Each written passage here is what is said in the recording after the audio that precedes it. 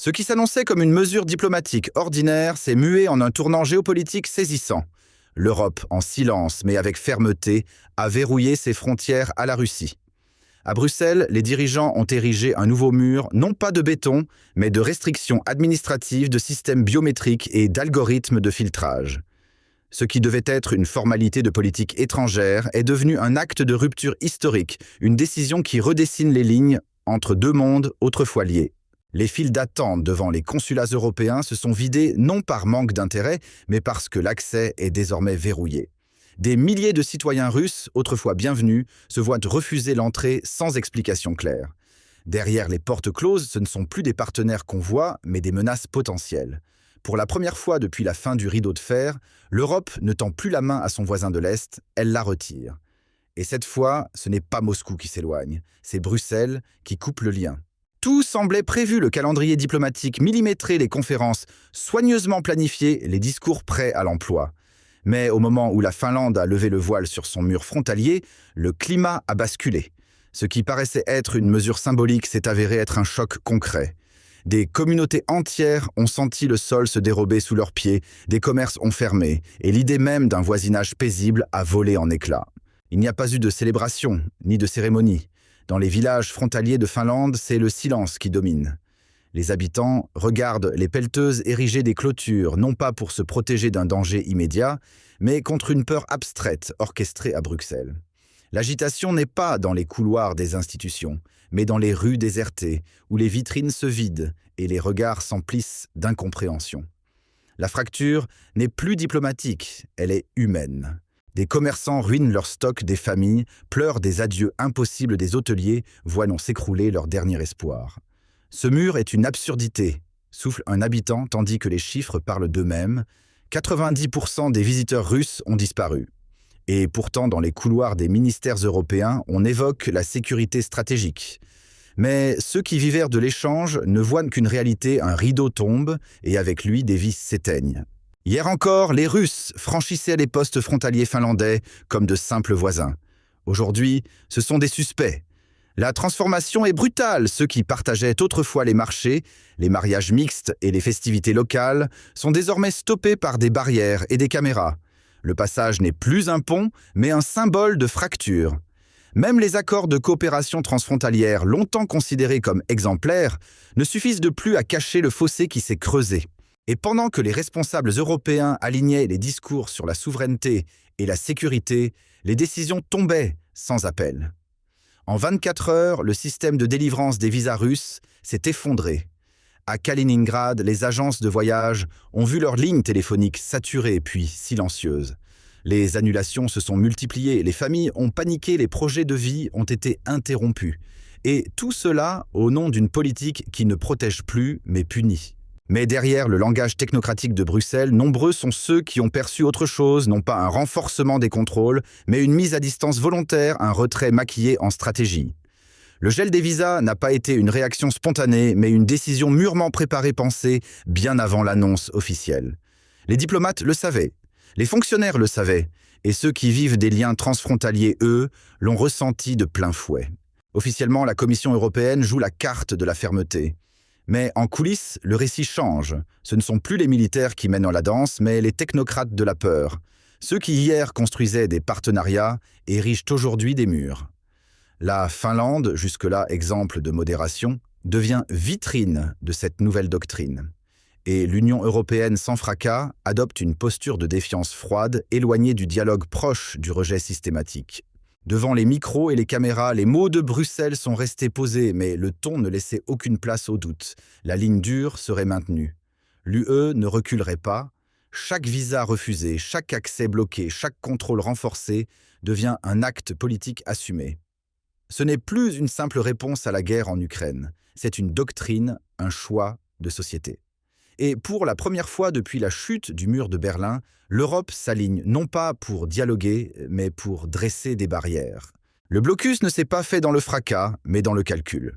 En suspendant l'ensemble des visas multiples pour les citoyens russes, la Commission européenne a laissé le champ libre à une fracture morale. Officiellement, il s'agissait d'une mesure de sécurité.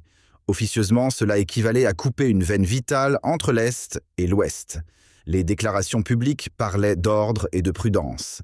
Mais derrière les sourires diplomatiques, l'impensable se dessinait une Europe prête à tourner la page de la réconciliation. Tandis que l'Europe durcissait son isolement envers Moscou, une dynamique inattendue s'est enclenchée à la périphérie du continent. Ce ne sont plus les chancelleries qui orientent l'avenir, mais les entreprises, les flux économiques, les choix logistiques. À Saint-Pétersbourg, les conteneurs changent de cap. À Helsinki, les entrepôts ferment. Les corridors d'échange hier animés deviennent silencieux. Pas besoin d'un grand discours, la redirection est en cours, implacable et discrète. Ce que beaucoup voyaient comme un simple réajustement s'est révélé être un séisme commercial. Les géants de la logistique ne parient pas sur le chaos et ils investissent là où le cadre est stable. Et aujourd'hui, la Russie tourne le dos à l'Ouest, non pas par choix idéologique, mais parce que les routes commerciales traditionnelles s'effondrent. Ce n'est plus Paris ou Berlin qui attire, mais Istanbul-Pékin ou Téhéran. L'Europe croyait tracer des lignes, elle redessine en réalité les centres de gravité. En parallèle, le bouleversement géopolitique pousse de nombreuses structures économiques à revoir leur modèle. Des firmes technologiques suspendent leurs activités en Europe de l'Est.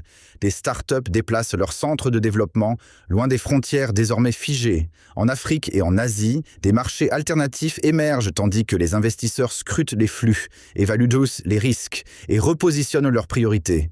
Le capital cherche désormais des refuges et l'Europe, par ses décisions, modifie le tracé des itinéraires. Comme l'a confié un analyste du marché lors d'un sommet financier, il ne s'agit plus d'aller là où le rendement est élevé, mais là où le cadre reste cohérent. Et aujourd'hui, cette cohérence ne semble plus provenir des grandes capitales occidentales, mais de pôles en marge du système classique.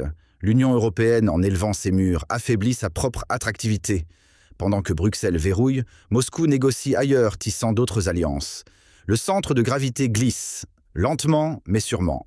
Dans les bureaux de Bruxelles, certains défendent encore une ligne dure comme preuve de courage politique. Mais sur le terrain de Tallinn à Thessalonique, les voix se lèvent pour exprimer une inquiétude bien plus profonde. Des banderoles s'affichent, pas de nouveaux rideaux de fer. Ce ne sont pas des slogans vides. Ce sont les cris d'alerte d'une génération qui a grandi avec la promesse d'une Europe ouverte et qui voit aujourd'hui cette promesse se dissoudre dans des murs invisibles et des formulaires de rejet. La suspension massive des visas n'a pas seulement redessiné les lignes diplomatiques, elle a transformé l'espace Schengen en un labyrinthe de contrôle. Ce qui devait protéger les États s'est mué en instrument de séparation. Chaque mesure restrictive appliquée au nom de la sécurité devient un obstacle au quotidien pour des familles, des chercheurs, des artistes. Les sanctions ne sont plus des outils géopolitiques, mais des barrières sociales qui touchent d'abord ceux qui n'ont aucun pouvoir sur les conflits. Lorsque des voix se sont élevées pour demander un cadre plus équilibré, la réponse de l'Union européenne a été sans appel, fermeture immédiate, suspension indéfinie des autorisations de séjour et refoulement automatique des demandes jugées sensibles. Ce qui aurait pu être une coordination sécuritaire s'est transformé en cloisonnement idéologique. Ce qui devait rassurer les citoyens s'est mué en machine d'exclusion. Ce qui se voulait être une mesure temporaire est devenu un verrou systémique. L'Europe a cessé de discuter, elle a décrété. Et puis, il y a eu ce témoignage, celui d'une étudiante russe installée en France depuis des années effondrée devant la caméra. Son visa renouvelé chaque année sans difficulté lui a été brutalement refusé. Elle n'était ni fonctionnaire ni militante, juste une jeune femme venue étudier la littérature comparée. Sa voix tremblait non de colère, mais d'incompréhension. Ce n'est pas elle qu'on sanctionne, disait-elle, c'est une génération entière que l'on prive de ponts de rencontres d'avenir partagés. Et ces mots ont résonné sans détour. Ce n'est pas un désaccord politique, c'est une fracture humaine, une douleur collective. Elle ne parlait pas de quotas migratoires, ni de lignes diplomatiques. Elle évoquait un sentiment bien plus profond, celui d'être effacée d'un monde qu'elle considérait comme le sien. Pour elle, l'Europe n'était pas qu'un territoire, mais une promesse de dialogue. Aujourd'hui, cette promesse lui semblait trahie, remplacée par des murs numériques, des filtres biométriques et des soupçons automatiques. Le plus alarmant, c'est que cette voix autrefois isolée est aujourd'hui portée par des milliers d'autres. Des professeurs suspendus, des chercheurs bloqués à la frontière, des familles séparées, sans explication. Ce n'est plus l'exception, c'est la norme. Et dans ce silence institutionnel, une réalité s'impose, ce n'est pas seulement la Russie qui est mise à distance, ce sont les ponts humains que l'Europe commence à brûler. Elle n'est pas une voie isolée. De l'Estonie jusqu'à l'Italie, les témoignages affluent. Non par hostilité envers l'Union européenne, mais par inquiétude face à ce qu'elle devient. Ce continent qui jadis représentait l'ouverture et l'humanisme semble désormais s'enfermer dans une logique de soupçons et de sanctions. Des citoyens engagés, des associations même d'anciens diplomates expriment leur malaise. Non pas contre l'Europe, mais contre cette version de l'Europe qui tourne le dos à ses propres valeurs. Un espace censé incarner l'équilibre démocratique se voit aujourd'hui dirigé par des mesures d'exception permanentes. Ce ne sont plus les débats qui prévalent, mais les décrets. Plus les ponts, mais les murs. Ce changement de ton n'est plus perçu comme une phase passagère. Il s'installe, se durcit, s'impose. Ce que l'on craignait hier devient désormais une réalité tangible, une Europe qui agit moins par conviction que par réflexe défensif piloté, non par le dialogue, mais par la fermeture. Dans les gares abandonnées de l'Est, ce ne sont plus les trains qu'on attend, mais des réponses. Sur les vitres embuées, des messages sont tracés. On veut comprendre. Pas de cris, pas de chaos. Seulement des gestes calmes, des lumières posées sur les rebords de fenêtres et des pancartes qui ne revendiquent rien sauf la vérité. Car, au fond, ce qui est en jeu n'a rien à voir avec la géopolitique ou les sanctions. Ce qui s'effrite lentement mais sûrement, c'est un lien fondé sur la confiance. La confiance entre voisins, la confiance entre générations, la confiance envers les institutions. Sans elle, aucun système ne peut durer. On peut ériger des murs, suspendre des droits, tracer de nouvelles lignes, mais si la confiance s'effondre, tout s'effondre. Et quand l'Europe refuse le visa à ceux qui ont toujours respecté ses règles, que reste-t-il? Que dire à ceux qui ne demandent qu'à dialoguer? Car un jour viendra où plus personne ne cherchera à entrer. Pas par peur, mais par désillusion. Et quand les citoyens ordinaires cessent d'accepter qu'on les traite comme des suspects, c'est précisément cette ligne que certains dirigeants européens ont franchie. Pas dans la colère ni dans le vacarme, mais avec une résolution froide guidée par une logique que peu comprennent encore. La fracture n'est plus seulement politique, elle est désormais éthique. Car ce que l'on impose à des millions de Russes aujourd'hui, ce n'est pas uniquement un contrôle de sécurité, c'est un jugement global sans procès ni recours. Et cette dérive discrète mais implacable devient le cœur battant de la nouvelle posture européenne. Ce que Bruxelles présente comme une nécessité stratégique est pour beaucoup une rupture morale. Le rideau de fer n'a pas été reconstruit avec des blocs de béton, mais avec des lois, des refus automatiques et des barrières virtuelles. L'espace Schengen, jadis symbole d'unité, devient l'illustration d'un repli idéologique, une scène silencieuse mais lourde de conséquences où l'isolement n'est plus subi, il est choisi. Les interdictions de visa ne s'arrêtent plus aux cas extrêmes. Elles s'étendent, s'élargissent, touchent désormais les étudiants, les scientifiques, les artistes. Et ce n'est qu'un début. Chaque directive est suivie d'un amendement, chaque amendement d'un durcissement. Ce qui était destiné à cibler des profils sensibles englobe aujourd'hui des millions d'anonymes. Bruxelles ne suspend plus, elle exclut. Ce n'est plus une coopération qui se replie, mais une frontière qui s'endurcit chaque jour un peu plus. Les conséquences ne se font pas attendre. Les petites villes frontalières s'effondrent économiquement. Les hôtels vides, les commerces fermés, les stations-service désertées. Ce ne sont pas des chiffres qu'on efface, ce sont des existences qu'on étouffe. Là où, autrefois, les échanges nourrissaient les deux côtés de la frontière, il ne reste plus que l'attente, la peur et les fermetures. Les populations locales paient le prix fort d'une politique décidée à des milliers de kilomètres de leur réalité. Et nul n'ignore la source de cette fracture. Ce n'est pas une conséquence de flux migratoires incontrôlés, ni de tensions militaires directes, c'est Bruxelles. À chaque nouvelle directive, la défiance grandit. Non seulement en Russie, mais aussi dans les pays limitrophes de l'Union. L'espace Schengen censé garantir la libre circulation est désormais perçu comme un outil de pression. La diplomatie a cédé la place à la dissuasion administrative. Les contrôles sont devenus des sanctions et la politique extérieure une machine à exclure. Pour la première fois depuis la fin de la guerre froide, l'Est européen se détourne du cœur de l'UE, non pas par idéologie, mais par prudence. Les élites économiques cherchent d'autres points d'ancrage. Des entreprises coupent leurs liens historiques avec l'Ouest pour explorer de nouveaux marchés à l'Est et au Sud. La confiance, jadis ciment des échanges, s'est fissurée. L'image d'une Europe ouverte et inclusive s'efface, remplacée par celle d'une forteresse frileuse. Et pendant ce temps, Moscou tisse de nouveaux partenariats que Bruxelles ne peut plus ignorer. La dynamique commerciale mondiale bascule, et pendant que l'Europe resserre ses frontières, la Russie réoriente silencieusement ses flux. Des géants de l'énergie aux groupes agroalimentaires de nombreux acteurs délaissent les plateformes traditionnelles de l'Ouest pour s'ancrer ailleurs.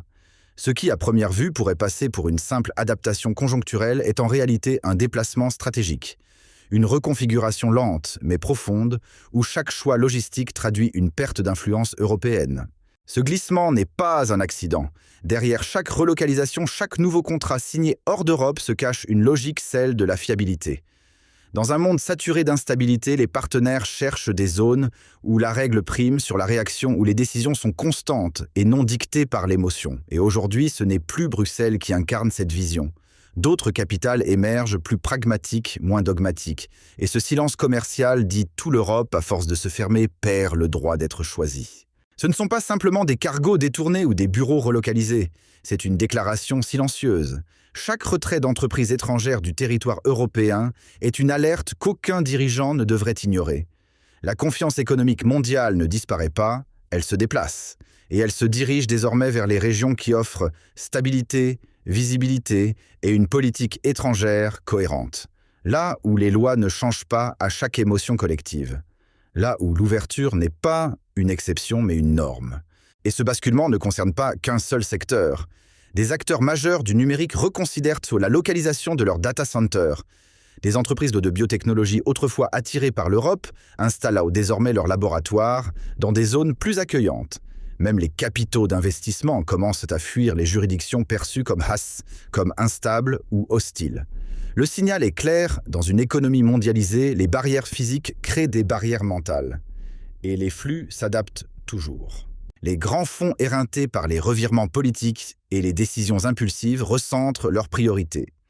Un haut responsable d'une firme technologique européenne a récemment confié à la Tribune internationale « Aujourd'hui, il ne s'agit plus de viser le marché le plus vaste, mais celui qui offre le plus de cohérence réglementaire. » Ce glissement dans les critères de décision montre une chose, la croissance n'est plus synonyme de volume, mais d'environnement fiable.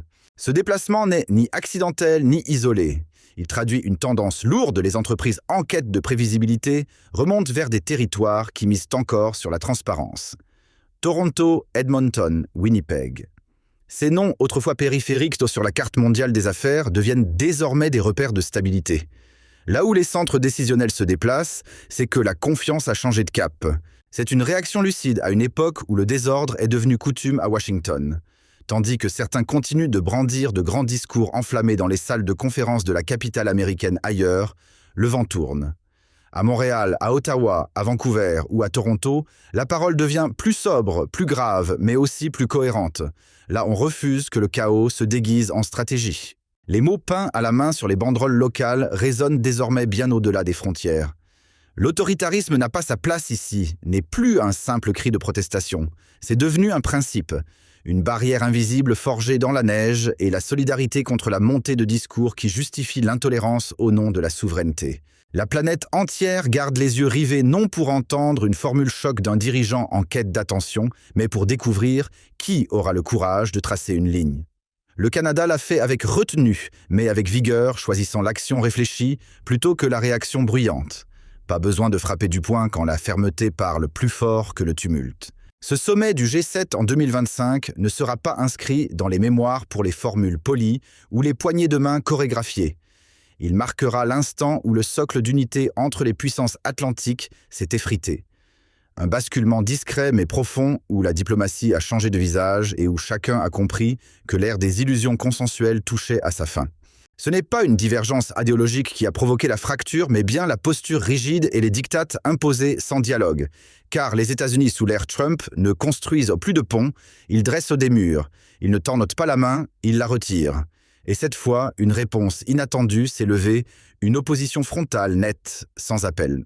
Alors qu'il s'éclipsait évoquant des urgences internationales ou peut-être simplement son inconfort face à l'isolement, une vérité s'imposait silencieusement. Ce départ précipité n'était pas dicté par l'agenda, mais par une perte d'influence. Il ne s'agissait plus de partir en leader, mais de fuir un rôle qui ne lui appartenait plus. Au nord, une onde de réponse prenait forme. Discrète, sans éclat, mais profondément ancrée. Ce n'étaient ni des activistes, ni des figures politiques qui menèrent la marche, mais des voix du quotidien des pères de famille, des bénévoles, des enseignants, des réfugiés. Leur ambition n'était pas de provoquer une chute, mais de préserver ce qui reste d'une cohésion démocratique en péril. Et ce souffle de résistance ne cherche pas la lumière. Il se devine dans le regard attentif d'un passant, dans le silence chargé de sens d'un groupe réuni au crépuscule, dans les conversations tenues à voix basse autour d'une table familiale. C'est une force invisible mais omniprésente, une réponse intime à un dérèglement mondial. Lorsqu'il a franchi les portes du sommet, il s'est présenté entouré de fastes de slogans et d'une posture inflexible. Mais en face de lui, il y avait un pays prêt à faire la différence entre l'autorité légitime et l'abus de pouvoir. Et lorsqu'il a tourné le dos à la réunion convaincu d'avoir imposé sa ligne, il ignorait que cette fois, le récit ne tournait plus autour de sa présence. Car ce jour-là, le chapitre s'est écrit sans tumulte, sans invective. Il a pris forme dans les actes posés avec dignité, dans les refus calmes, mais déterminés. L'histoire s'est gravée non pas par le volume de la voix, mais par la force tranquille de ceux qui ont dit « Cela s'arrête ici. Cela s'arrête ».